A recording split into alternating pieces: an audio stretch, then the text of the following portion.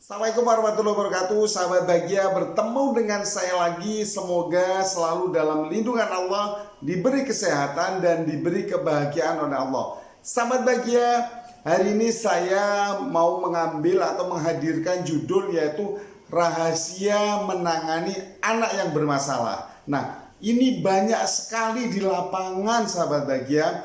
Mungkin diantaranya anak Anda yang melihat video saat ini. Loh, kenapa? Masalahnya apa? Banyak sekali masalah pada anak-anak. Satu, misalnya susah makan. Dua, nggak mau makan sayur. Tiga, nggak mau sekolah tiba-tiba. Empat, nggak mau ngaji. Kelima, nggak mau sholat. Keenam, suka main handphone, suka main game, atau males mandi, atau bangun tidurnya telat. Banyak sekali masalah-masalah yang kita hadapi di luaran sana. Mungkin termasuk putra-putri dari sahabat bahagia yang ada di rumah dan menonton video ini. Nah, saya akan bagi-bagi tip atau cara menangani anak-anak yang bermasalah. Nah, biasanya nih ya, orang tua itu kalau anaknya bermasalah, karena orang tua itu merasa hamil, merasa melahirkan, apalagi merasa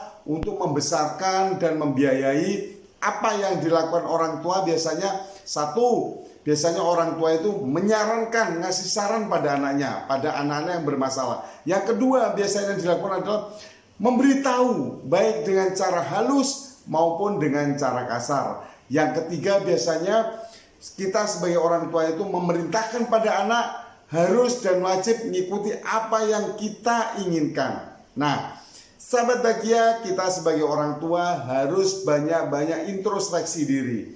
Anak bermasalah tidak mungkin hanya terjadi begitu aja.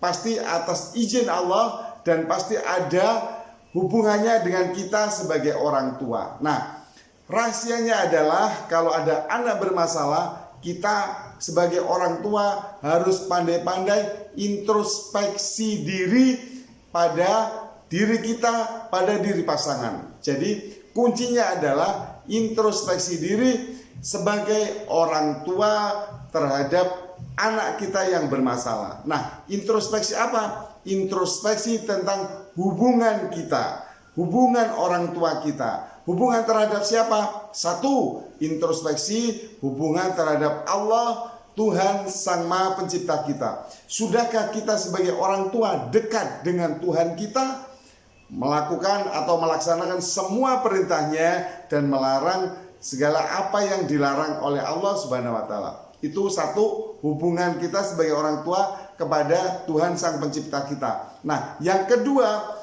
hubungan dengan orang tua kita. Nah, mungkin kita dulu waktu ada orang tua kita masih hidup atau sudah meninggal pun hubungan kita kurang begitu baik, kurang begitu kasih sayang hubungannya, kurang begitu mengenal. Mungkin kita kalau mau aktivitas bareng tidak pernah pamit, tidak pernah mendoakan. Nah, ini sekarang kita introspeksi. Bagaimana hubungan kita sebagai orang tua terhadap orang tua kita yang masih hidup ataupun yang sudah meninggal.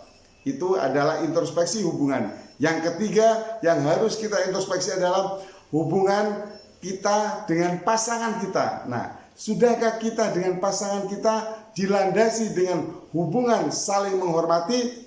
Ingat sahabat bahagia, kalau kita sebagai pasangan yang sudah resmi nikah, kalau landasan kita adalah cinta dan kasih sayang, itu biasanya tidak akan awet, tidak akan langgeng katanya orang. Tapi orang kalau sudah resmi menikah, landasannya adalah saling menghormati. Ingat, saling menghormati. Jadi kalau kita saling menghormati, maka kita akan saling mengerti, mengenal, dan saling mengalah kalau untuk kebaikan.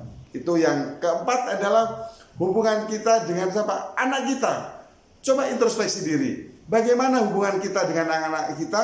Kadang-kadang kita lupa. Kebanyakan nyari duit, kebanyakan bekerja, sehingga kita lupa meluangkan waktu pada anak kita untuk main, untuk sekedar makan bersama dengan anak, atau sekedar mengantar anak sekolah, atau sekedar mengantar anak ngaji. Nah, ini kita harus introspeksi.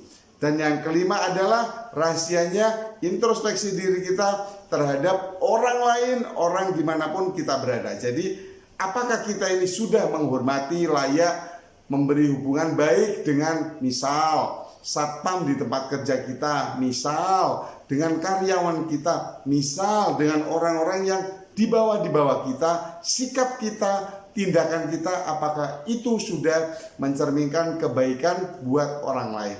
Nah, sahabat bahagia, ini perlu diketahui bahwa masalah anak biasanya diawali dari masalah kedua orang tuanya. Seperti ada di video saya, di YouTube saya sebelumnya, anak adalah cerminan dari kedua orang tua. Ingat, jangan pernah menyalahkan anak, jangan pernah selalu mendikte anak, mengkoreksi anak dan memerintahkan pada anak. Koreksi dulu, introspeksi dulu, kita sebagai orang tua, sudahkah 5 hubungan tadi sudah kita lakukan dengan baik. Sahabat bahagia, mudah-mudahan ini bermanfaat. Ayo, karena anak itu adalah titipan Allah. Anak itu adalah aset buat kita sebagai orang tua. Berikan warisan yang terbaik buat anak-anak kita, agar anak kita menjadi anak-anak yang selalu hormat pada kita, mengenang kebaikan-kebaikan kita. Kurang lebihnya saya mohon maaf. Sebelum Anda telat, silakan Anda mencoba dan introspeksi diri. Wassalamualaikum warahmatullahi wabarakatuh.